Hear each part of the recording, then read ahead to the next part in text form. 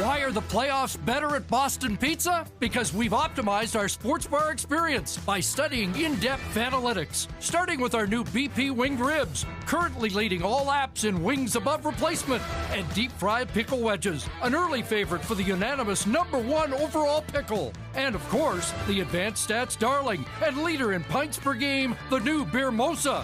Catch the playoffs at Boston Pizza, powered by Fanalytics. Welcome in to Daily Faceoff Live, your go-to source for everything hockey, live every weekday at noon Eastern.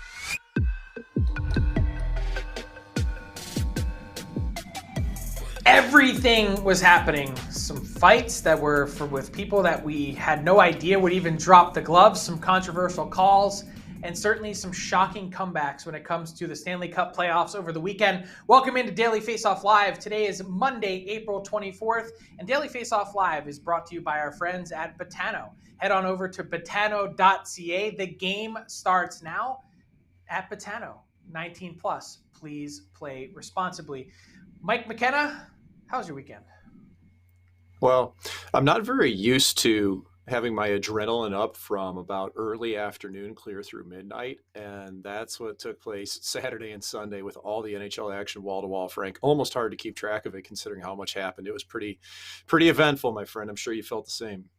Yeah, I've also never really felt lazier, kind of like a 10 to 12 hour couch run. But I'm like, I'm sitting there, I'm like, hey, honey, I'm working. She's like, yeah, sure you are. Okay.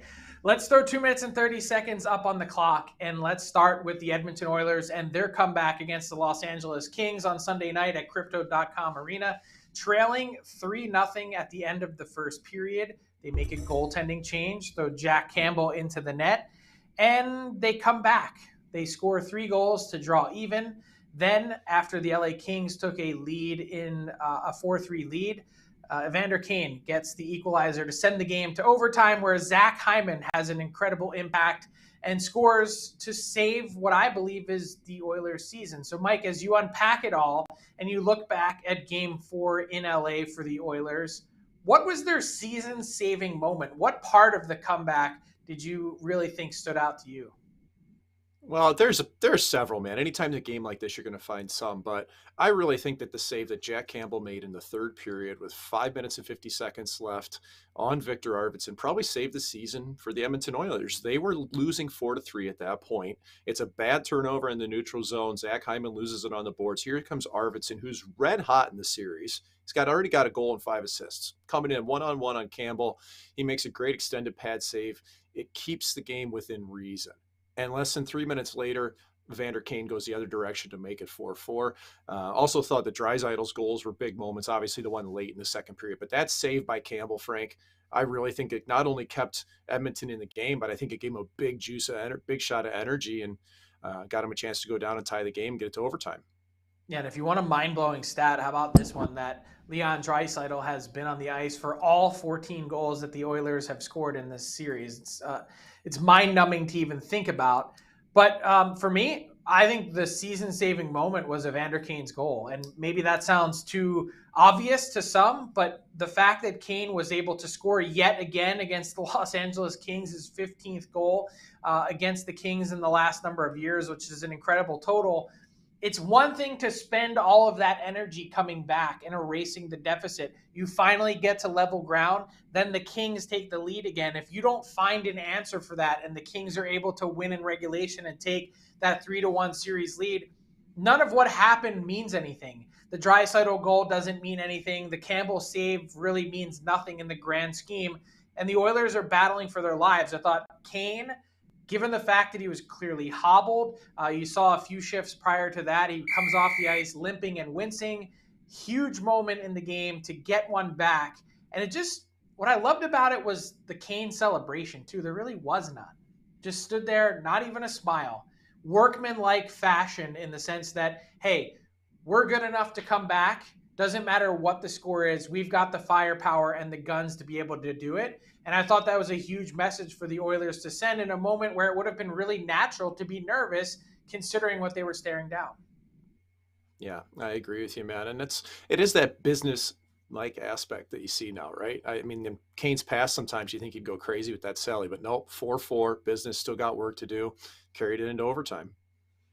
Yeah, totally different feel and vibe than last year. Even though the Oilers have been in similar trouble against the LA Kings in back-to-back years, you think back to the celebration that Kane had on the bench that Connor McDavid said last year. He's like, no, we don't do that. So a different feel this time around for Vander Kane. As I mentioned, 15 goals against the Kings in the last number of years. That's the most in the NHL. Let's talk about the Minnesota Wild and Dallas Stars. Speaking of controversy, tough night for Garrett Rank and Chris Lee. You look at the officiating, and Marcus Foligno ends up with both. He ends up in the box for both goals that are scored on really questionable calls. The first one, being just a hit along the boards that was called interference. The defenseman there clearly touched the puck from Dallas in just the seconds prior and appeared to be kind of ducking out of the way. So Foligno gets the interference call there, and then later, pursuing a check, he gets essentially cross-checked in the face and goes down and then gets called for tripping.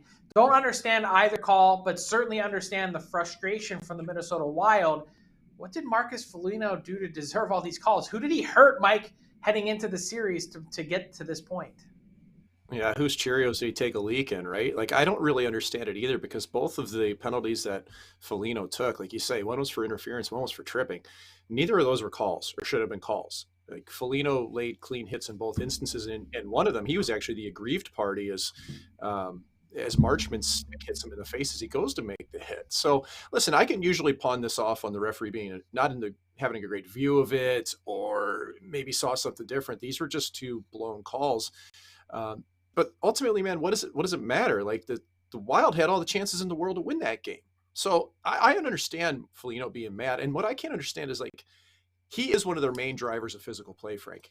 It almost makes it feel like there is at least something coming from the league that says, hey, we got to keep our eye on certain guys that we know hit.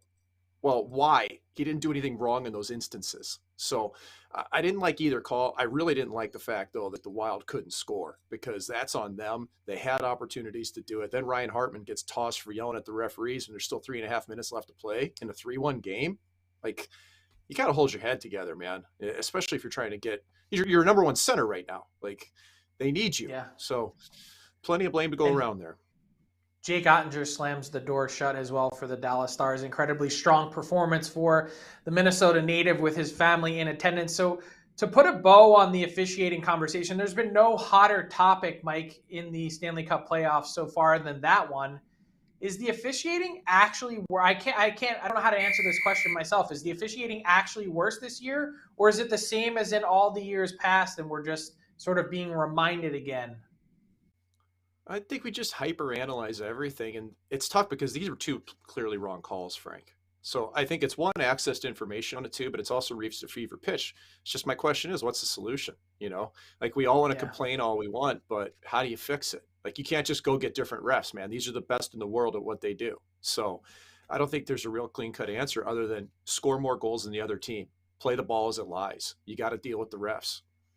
Yeah, I tend to lean on the fact, though, that it's my opinion. I think it is worse this year than in previous years. It just feels like the volume. Look, you're going to get calls wrong all the time, but it feels like every night, every team in the league is complaining about something. And when every team is, then I feel like there's a bigger problem. But I think you're right. There is no easy solution. So speaking of where officiating has been talked about, obviously Sheldon Keefe and the Toronto Maple Leafs, laying it on pretty thick over the weekend, essentially saying that the Tampa Bay Lightning have done a really good job of working the officials in this series.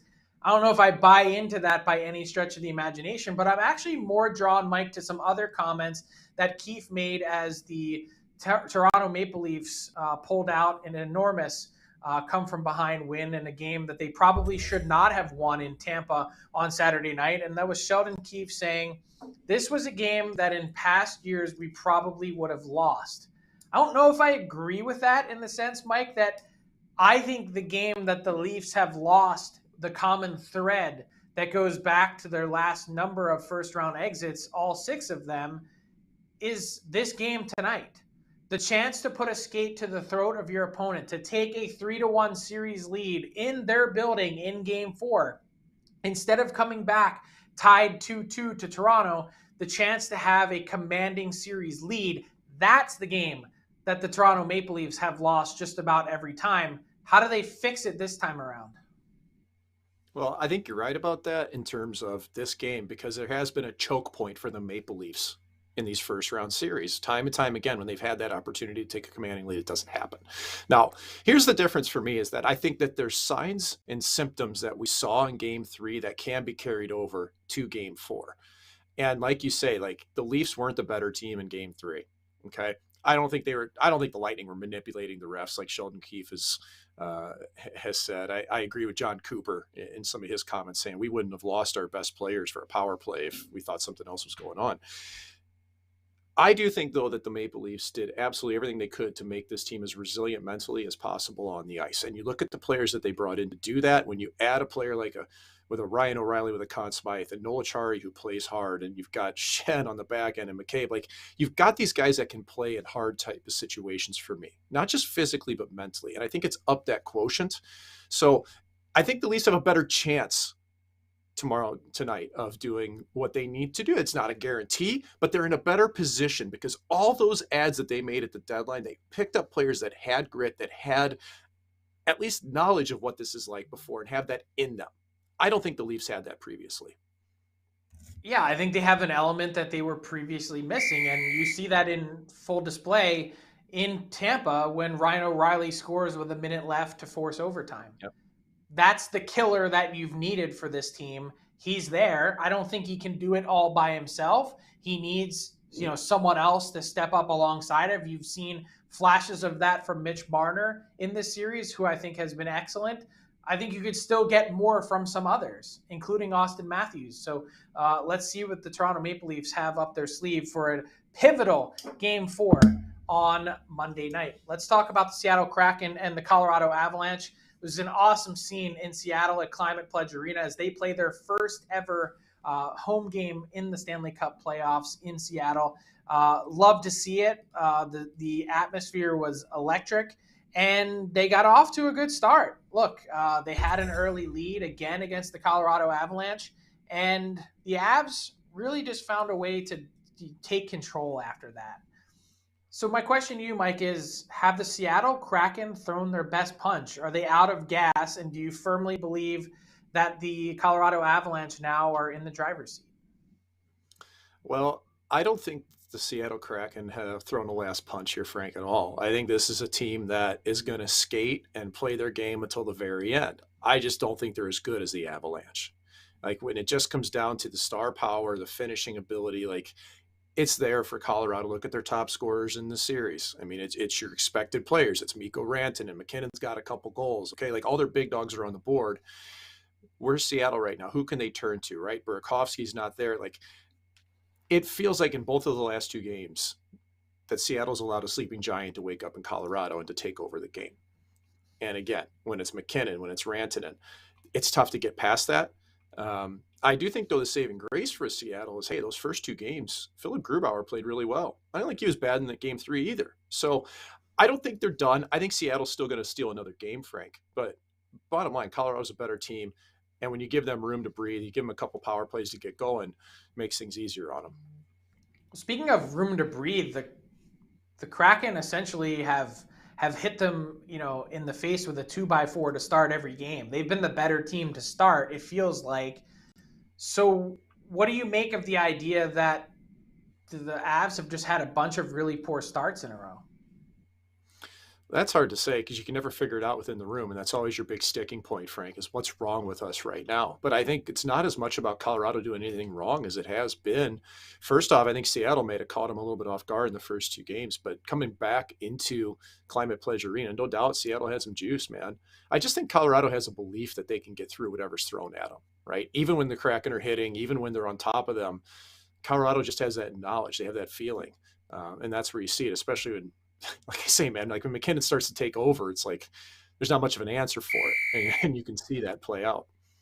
Yeah, how overwhelming is that for a Kraken team that's throwing the kitchen sink at the Avs? And, whatever. It's like basically whatever you throw at us, we're good. We'll find a way to overcome it. Well, it's what it is. It's a good sign when you look back at the end of the season, because Colorado's going to knock off Seattle. I'm firmly confident in that. But when you look back and you realize you played a team that's the defending Stanley Cup champions that hard in playoffs, like the Kraken have done so far, that's a positive step for your franchise when you build on the regular season as well. Yeah, a lot of boxing metaphors in this chat, but feels like the Kraken have been punching above their weight class as well. So certainly impressive stuff. Game 4 goes in Seattle on Monday night as well. Mike, that brings us to this week's edition of the Blue Paint. Let's dive in and talk goalies, because there's been a number of interesting situations to develop.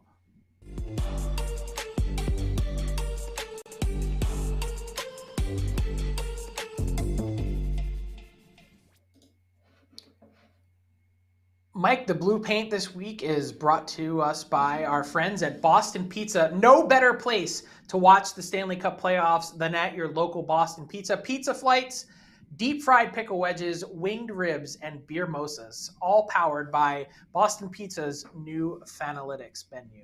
Mike, so certainly interesting that Jack Campbell takes over for Stuart Skinner at the start of the second period of Game 4 in LA on Sunday night. Who would you start if you are Jay Woodcroft in Game 5 on home ice?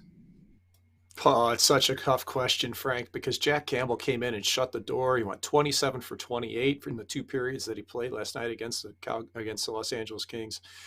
And he looked good, man, made a couple of big saves. The problem is that Campbell's season was so up and down. And 15 times this year, he allowed 4 goals or more in a game. Like, it wasn't a great year for Campbell in any way. He did have a good stretch in January, but Skinner was so consistent. The problem is that I felt that Skinner has really only had one solid game so far in the playoffs, and that was Game 2. Okay. Game 3 kind of ended on a sour note in overtime, obviously, and then he allows 3 in the first period of Game 4. So I'm torn here, but I think it's still Skinner's net. I would still go back to Skinner, considering he was the guy that brought home the bacon this year and was consistent, man, at a 9-1-4. Like, if Edmonton plays good in front of Skinner, they should win. With Campbell, I can't always say that. Even though Campbell in his career in the playoffs has a 918 save percentage in 15 games played, I don't know if you can trust Campbell to come up with a big game. That's, in this stage, in today's world, where it is. It's a tough call for Jay Woodcroft, but I think Skinner's still going to be the guy, but the leash, for me, would be pretty short. Yeah, I think the leash has gotten shorter, but I would definitely go with Skinner. I think even though Campbell had made some big saves in some key moments, he still just looks a little bit shaky to me. So I would certainly be going with Skinner. No doubt in my mind about that. It's just like a gut feel, gut reaction type thing. And Campbell's numbers over the entirety of the season, still an .888 save percentage.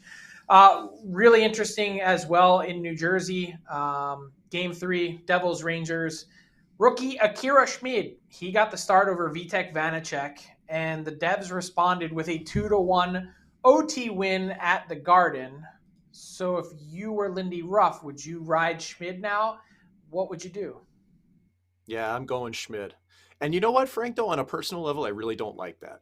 Okay, so I'm fighting here between two heads, because what was the Devils' problem last year? Couldn't get any goaltending. They go out, they get Vitek Vanacek from the Caps, give him a deal, give him, $3.4 million for the next couple of years, and he comes in, he stabilizes the crease. And then you get to playoffs in the first 2 games, the Devils sucked in front of him. Like, they didn't give him a chance to win those games. Now, and I think Vanacek played okay. Not great. You got to watch the games here. Don't just look at the numbers. I know he allowed 10 goals in the first 2 games. I get that. But the problem is that you do look at the macro on Vanacek. Look at his career numbers in the playoffs. Okay, he's got an .841 save percentage in 5 playoff appearances. And when you're Lindy Ruff, you look at the side and you say, Schmid, man, this guy's 6'5", he's physically imposing, but he didn't play a lot. That was the only hang-up. Okay, he was 9-5-2 this year with a .922 save percentage. Schmid was the best goalie for the Devils. It's just, again, he's 2 years removed from the USHL, Frank. So he ends up going 35 for 36. It's a huge Game 3 performance. He does it head-to-head in MSG against Igor Shesterkin. I think this is Schmid's net. And you know what, Frank? I think it actually puts the Devils in a really good position if you think about it going forward. Because Vanacek at 3.4, you got Schmid next year at 850. That's all looking good. But right now, it's what matters. And I think Schmid's the guy that they've got a hot hand with, and they should play him. Yeah, what a story, as you mentioned, 22 years old, 2 calendar years ago, playing for the Sioux City Musketeers in the USHL. An incredible ascension to be thrown into the deep end of the NHL pool in the Stanley Cup playoffs, and he delivers, only allowing 1 goal against the New York Rangers on Saturday. Let's talk about the Boston Bruins. I love Linus Ullmark going after Matthew Tkachuk. I'm sad that they didn't get to fight, although probably better off for Linus Ullmark. The Bruins have a commanding lead in the series. They've used a tandem all season long. Jeremy Swayman has seen plenty of action.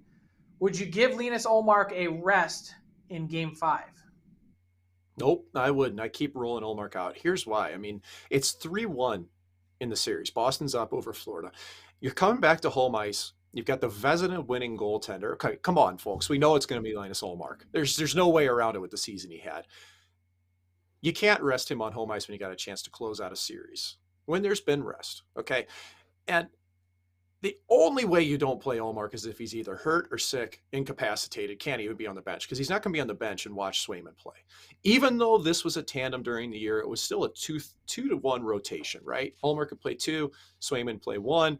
And this has been consistent in Boston, even over the past decade or so. You go back to Thomas and Rask, or you go to Rask and Halak. The Bruins have always decided to ride one goaltender when it comes playoff time. And I think part of that's probably, it has to be the mindset of goalie coach Bob Essenza, who's been there this entire time, whether Bruce Cassidy or Jim Montgomery. And I think that the reason, Frank, that they had the rotation in the regular season was because they had 2 goaltenders, but also because they wanted to have a rested goalie come playoff time. They have that in Ullmark. So to me, as long as Ullmark's healthy and he's ready to go, I think he's got the net. You're going to see him in the net Wednesday night. Yeah, I disagree. I know that there's an additional day of rest here. I think at some point you have to go with Swayman, get him a little action. Also, just in case you need him, like, let's not forget here that Linus Ullmark, not to bring up any sort of past career history, but he's a guy that really struggled to stay upright. And to ask him to play this long of a stretch, again, I know there's days of rest built in. I would like to see Swayman get his feet wet a little bit, get some playoff experience under his belt, close out a game if need be. You know, if you end up dropping the game to Florida and you go back down there, like, then put Ullmark back in the net. That's how I see it. Also, not all that often you see a goaltender enter the series for the first time with 3 minutes left in the game because his partner got kicked out for trying to fight Matthew Tkachuk. There's been so many things happening. Mike, in a lot of ways, what's been down has been up in terms of goaltending. You look at Andrei Vasilevsky, he's given up the most goals against so far in the playoffs. Who's been the best goaltender so far through the first week of the Stanley Cup playoffs? I think it's been Igor Shesterkin. It's an easy answer because his numbers are there, but it's also eye test. He's made some huge saves on the Devils, especially when you get towards Game 3. Game 4 now he's making saves on the rush. He's got a .950 save percentage. He's been the guy for me. He's allowed just 1 goal in regulation in each of the first 3 games. Interesting. Love the goaltending talk on this week's edition of the Blue Paint, which is powered by the Fanalytics menu at Boston Pizza. Head on over to your local Boston Pizza, the perfect place to watch all the playoff action.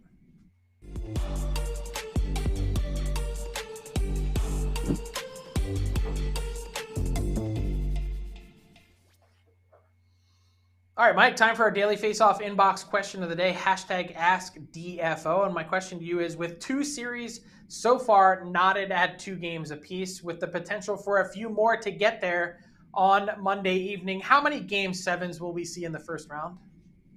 I only think 2. I think Minnesota and Dallas would get there. Edmonton, LA, they probably both will as well. I think Toronto's going to beat Tampa Bay in 6 games. I'm sticking to that one. So I got 2. You got more or less than me? No, I got 2 as well. I'm going to say Minnesota and Dallas. I think that's an easy one. There's just been a razor-thin margin in that series, and I'm going to say Leafs and Lightning. I'm going to stick with my original, pre-playoffs pick that series goes to 7 games.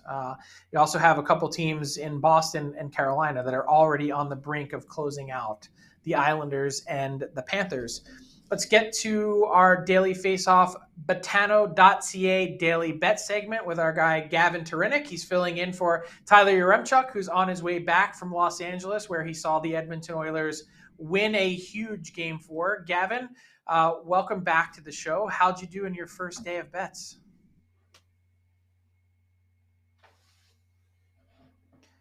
Gavin's muted there.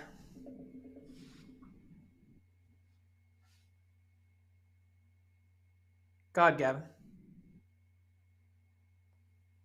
Still muted. He looked like the guys on the wild bench just shaking his head. He couldn't have done any worse than Tyler in the first day. So Can you talk now? That whole bench on Minnesota didn't know what to think. No, I got nothing from Gavin. You want to, Alex? You want to flash up Gavin's picks for the day? Let's take a look at what Gavin's got cooking for us here. Gavin's back. There he is. Nice. Oh, there he is. Hey, Gavin. Yeah. Perfect. I don't know. We got matching sweatshirts to boot. Sorry about that. But I promise everyone, Tyler will be back tomorrow, so you won't have those audio issues that I just showed. But no, let's just jump right into it. No, I'm doing absolutely fantastic. What a weekend of hockey with half games needing extra frame, and with the road teams going 8-0. So with that success on the road, it will translate to my daily bets. But Tanner, where the game starts now, and for tonight, who won't be in for the game is Josh Morrissey of the Winnipeg Jets. And with that, I just think Vegas will be too much to handle with Morrissey out of the lineup. Throughout the regular season, Morrissey missed 4 games. That just went 2-2 in that time. But obviously, they didn't play the Vegas Golden Knights in that span. And Vegas has won 5 of the last 6 matchups against Winnipeg. And then also what I like for tonight, I like shot prop that I kind of cooked up here. If you could throw it up here, Alex.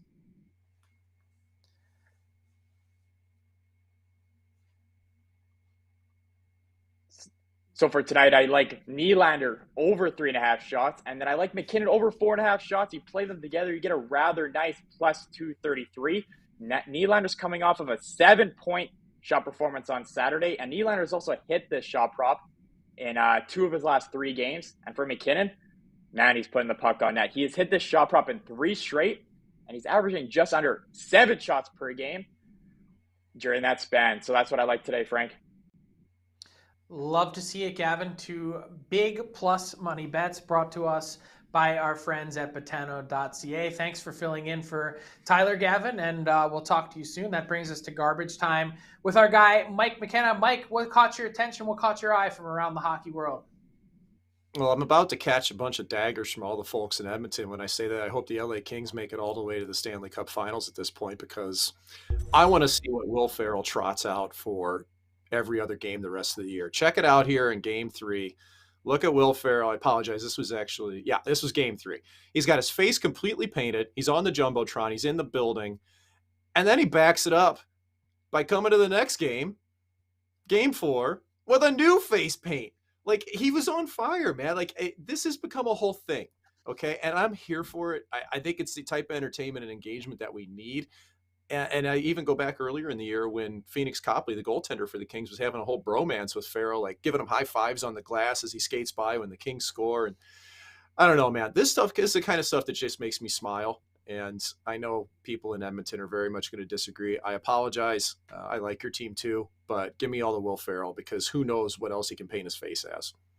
This also just transcends the game, right? Like a casual hockey fan or whatever. Like, everyone's paying attention to this. Everyone's talking about it, which is awesome to see. I was always wondering, though, is the face paint a way to just kind of blend into the crowd so that he doesn't sort of stand out as Will Ferrell, or is it just part of the shtick? Well, I don't know, man. He's probably got the red dragon out front. He just took the governor off it. You know, he's ready to give it a rip. So we could go on with the quotes endlessly. I just think can you imagine just walking through Crypto Arena, and there goes Will Ferrell with his face painted, and you're doing the triple take? Surreal, man. But that's LA for you. It happens in that building. It's exactly what I was just going to say. That's what happens in LA. The Edmonton Oilers escaping, of course, with a 2-2 series lead. Wouldn't be sad at all to see that series go 7 games. That's how exciting just about every game has been to this point. But that'll do it for today's edition of Daily Faceoff Live. Keep it locked on dailyfaceoff.com for all the latest news, insight, and analysis from around the hockey world. We'll be back with you 12 noon Eastern on Tuesday. Until then, enjoy the games, everyone. Thanks for tuning in to Daily Faceoff Live. Make sure you hit the subscribe button to never miss an episode.